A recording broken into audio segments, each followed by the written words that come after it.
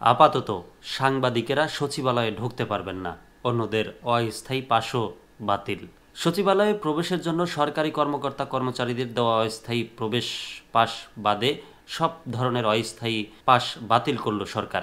এছাড়া সাংবাদিকদের অনুকূলে দেওয়া অ্যাক্রিডিটেশন কার্ড দিয়ে সচিবালয়ে প্রবেশাধিকারও পরবর্তী নির্দেশ না দেওয়া পর্যন্ত বাতিল করা হয়েছে। এর মানে হলো অ্যাক্রিডিটেশনধারী সাংবাদিক সহ বাইরের কেউ আপাতত সচিবালয়ে প্রবেশ করতে পারবেন না।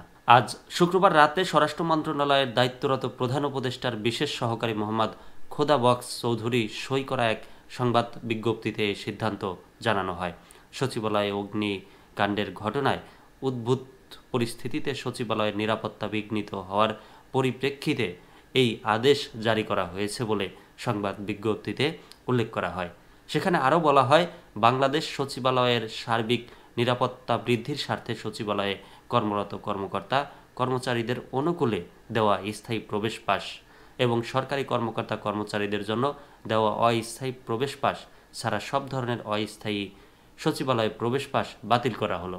বিজ্ঞপ্তিতে আরও বলা হয়, সাংবাদিকদের অনুকূলে ইস্যু করা অ্যাক্রিডিটেশন কার্ড দ্বারা সচিবালয়ে প্রবেশাধিকার পরবর্তী নির্দেশ না দেওয়া পর্যন্ত বাতিল করা হলো।